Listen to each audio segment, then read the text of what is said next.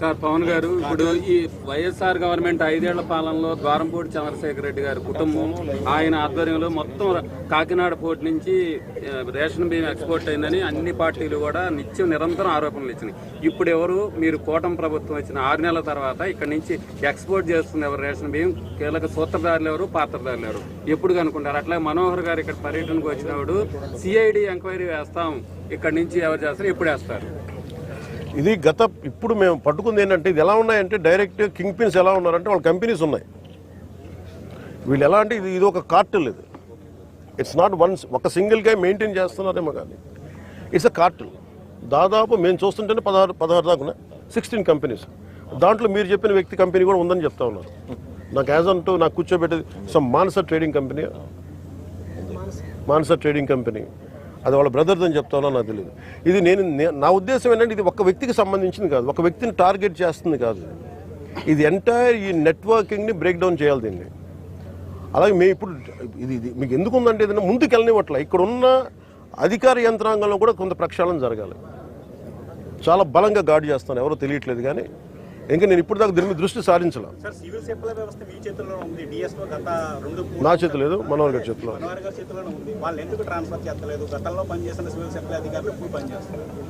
CID enquiry ఎప్పుడనే చెప్పండి sir. CID enquiry అన్నీ చెప్తాను. ఇప్పుడు నేను మీకు తెలుసు కదా, when I give a word I want to take a very stern action. నా మాటకు నేను కట్టుబడి, ఎందుకంటే లా అండ్ ఆర్డర్ నా చేతిలో లేదు.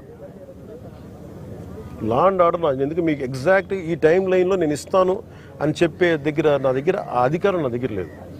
నా దగ్గర ఏముందంటే ఇది will bring them to justice. అది సిఐడికి మించి ఉండాలా, లేదంటే will I appeal to CBI? ఇవన్నీ మేము అంతర్గతంగా క్యాబినెట్లో తీసుకునే నిర్ణయాలు. అందువల్ల కేవలం మీరు సిఐడికి పరిమితం చేస్తాం, సిఐడికి దాటి వెళ్ళాలా. ఎందుకంటే అసలు టోటల్గా మ్యారిటైమ్ సెక్యూరిటీ ఇష్యూస్ ఏమున్నాయి, ఇది చాలా కొంచెం పెద్ద స్థాయిలో చూడాలి.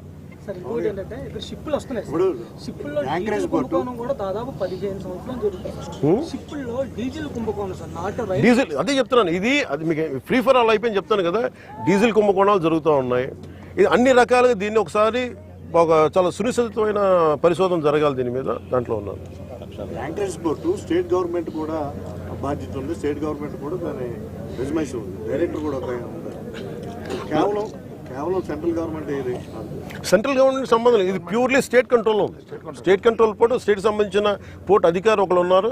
నేను వాళ్ళు కూడా మేము మీరు వస్తేనే ఆయన కనబడలేదంటే ఎంత సిఇఓ కానీ మీకు అదే చెప్తున్నాను కదా. అంటే నన్ను మీకు నేను ఎందుకు ఇంత మొత్తుకున్నాను వచ్చి, నన్ను రాకుండా చేయడానికి ఇంక నాకు విసుగొచ్చి ఇక నాలాంటి వ్యక్తిని రానివ్వట్లేదని. ఇది ఎంత డీప్ రూటెడ్ వ్యవస్థ, దీన్ని అంటే ఎంత కుళ్ళు పట్టేస్తుందో ఈ వ్యవస్థకి, పర్టికులర్ రైస్ స్మగ్లింగ్ సంబంధించి దీని ప్రక్షాళన జరగాలని కోరుకుంటూ. అక్కడ సౌత్ ఆఫ్రికాలో వాళ్ళది స్టేపుల్ డైట్ రైస్. అది వాళ్ళకి పాపం నిజంగా చెప్పాలంటే వాళ్ళకి సబ్స్టాండర్డ్ రైస్ పంపిస్తుంది. జనసేన గతంలో లబ్ధిదారులకు నేరుగా అకౌంట్లో వేస్తారని మీరు గతంలో నినాదం తీసుకున్నారు. అదేమన్నా ఇప్పుడు ఎందుకంటే ఈ రైస్ 90% కూడా తినట్లేదు సార్. ఈ రైస్ సంబంధించి 6 నెలల నుంచి కాకినాడలో ఏదో రైస్ వెళ్ళిపోతుందని చాలా పెద్ద స్టోరీలు వెళ్ళేసి చాలా పెద్ద ఎత్తున ప్రచారాలు చేసేసి దాని వెనకాల ద్వారంపూడి కుటుంబం ఉందని అనేసి చాలా రకాలుగా మనం పబ్లిసిటీ చూస్తున్నాం. 2019 ఎమ్మెల్యే టైంకి రైసు గోపాలపురం అంటే ఒరిస్సా, పారాదీప్, వైజాగ్, కాకినాడ, కృష్ణపట్నం, చెన్నై, కాండ్ల మధ్యలో కొంచెం టుట్టుకోరిను అందరు ఎక్స్పోర్టర్లు అక్కడి నుంచి చేసుకునేవారు. నేను వచ్చిన తర్వాత రైస్ని అంటే ఆల్మోస్ట్ ఆల్ 98% ఇండియాలో ప్రొడ్యూస్ అయ్యే రైస్లో 98% రైస్ కాకినాడ ఎక్స్పోర్ట్ అయ్యేలా చేశాను. గర్వంగా చెప్తున్నాను, కాకినాడ ఎక్స్పోర్ట్ అయ్యేలా చేశాను. దీనివల్ల కాకినాడలో లారీ వాళ్ళందరూ బాగుపడ్డారు, దీనివల్ల బోట్లో ఉన్న వాళ్ళందరూ బాగుపడ్డారు, బాధ్యుల వాళ్ళందరూ బాగుపడ్డారు. అందులో పనిచేసే సుమారు 10,000 మంది కార్మికులు బాగుపడ్డారు. ప్రతి వాళ్ళు 4-5 ఏళ్లతో భోజనం చేశారు, చాలా హ్యాపీగా ఉన్నారు అందరూ. ఒక్క ఉదాహరణ చెప్తాను. జస్ట్ లాస్ట్ ఇయర్ ఈ జనవరిలో హెచ్ఎంఎస్ అనే సంస్థ, ఆ సంస్థలో ఎక్కువ అందరూ కూడా మీ కమిటీ వాళ్ళు అంటే మత్స్యకార కమిటీ వాళ్ళే ఎక్కువ మంది అందులో సభ్యులు, సుమారు దగ్గర 1500 మంది 1600 సభ్యులు. పోయిన సంవత్సరం ఇదే జనవరి పండగకి వచ్చేస్తుంది, ఇంకొక 14 రోజులు జనవరి మన పండగ వస్తుంది. ఇదే పండగకి పోయిన సంవత్సరం సుమారు 4 కోట్ల రూపాయలు బోనస్ పంచుకున్నారండి. చరిత్ర అది. అంటే వాళ్ళకి అంత పని దొరికింది, అంత వర్క్ వచ్చింది, అంత డబ్బు వచ్చింది వాళ్ళకి. పండగకి 4 కోట్ల రూపాయలు పంచి వాళ్ళు 5 లక్షలు 30 లక్షలు పంచుకుంటారు. అటువంటిది 4 కోట్ల రూపాయలు బోనస్గా పంచుకున్నారు పోయిన సంవత్సరం, పోయిన పండగకి వాళ్ళు. అంత బాగా ఎక్కడ ఎవరు బయట ఎక్స్పోర్ట్ చేయకుండా కాకినాడ నుంచి అందరూ ఎక్స్పోర్ట్ చేసుకునేలాగా అందరితో మాట్లాడి ఇక్కడ ఫెసిలిటీస్ కల్పించాం.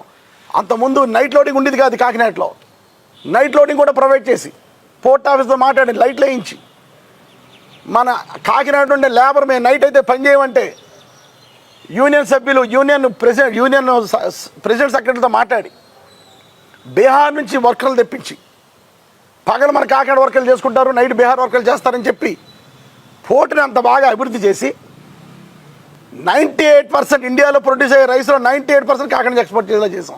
ఎస్, గర్వంగా చెప్తున్నాను నేను ఈరోజు. అంటే అంత ఎక్స్పోర్ట్ చేయించడం తప్ప కరోనా టైంలో చాలా పోర్ట్లు కట్టేశారు ఇండియాలో, అయినా కూడా కాకినాడ ఎక్స్పోర్ట్ చేయించాం. ఈరోజు మన కాకినాడ పోర్టులో కరోనా టైంలో ఎక్స్పోర్ట్ అవ్వకపోతే కొన్ని దేశాలు బియ్యం లేక చనిపోదును, అటువంటిది ఎక్స్పోర్ట్ చేయించి ఇంత బాగా సిస్టమ్ని బ్రహ్మాండంగా చేసుకొచ్చాం.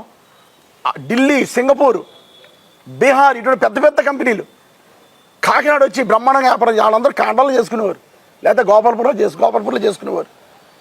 అటువంటి వాళ్ళని తీసుకొచ్చి కాకినాడలో మంచి ఫెసిలిటీ ఇచ్చి తొందరగా లోడింగ్ అయిపోయేలాగా బాధ్యుల కెపాసిటీ పెంచాం.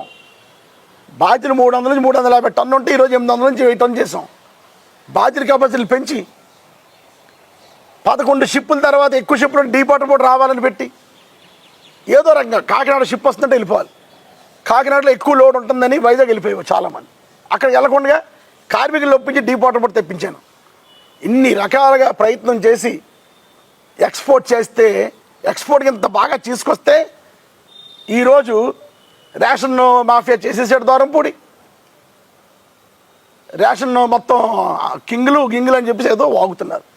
నేను వాళ్ళకి చాలా క్లియర్గా చెప్తున్నాను, ఏ రోజు నేను కానీ నా కుటుంబం కానీ రేషన్లో లేవు.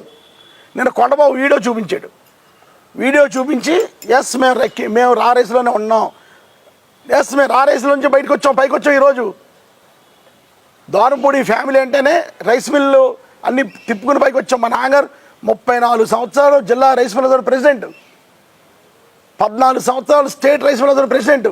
ఇదే చంద్రబాబు నాయుడు ఉండగా మా నాన్నగారు ప్రెసిడెంట్ చేశారు ఉమ్మడి రాష్ట్రంలో.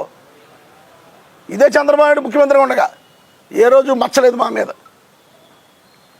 అటువంటిది ఈరోజు ఈ రేషన్ అనే ఒక వంకతో నన్ను నా కుటుంబాన్ని బ్యాట్ చేయాలని ఒక ఉద్దేశంతో మొత్తం ఎక్స్పోర్ట్ నాశనం చేసి పడేయారు వీళ్ళు. ఈరోజు కాండా నుంచి వెళ్ళిపోతుంది, వైజాగ్ నుంచి వెళ్ళిపోతుంది, పారాదీప్ నుంచి వెళ్ళిపోతుంది, కృష్ణపట్నం నుంచి పోతుంది, చెన్నై నుంచి పోతుంది.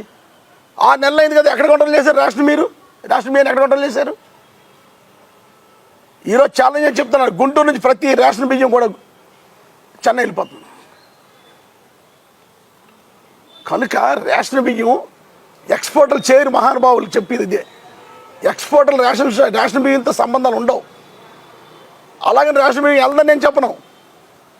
రేషన్ బియ్యం సప్లై చేసేవాళ్ళు చాలా చిన్నవాళ్ళు చేస్తారు. ఎక్స్పోర్టరు ఒక 2000 లారీలు పంపితే ఆ 30 లారీలు 20 లారీలు రేషన్ బియ్యం కోసం అతను వ్యాపారాన్ని పాటు చేసుకోడు, అసలు దాని మీద దృష్టి పెట్టాడు.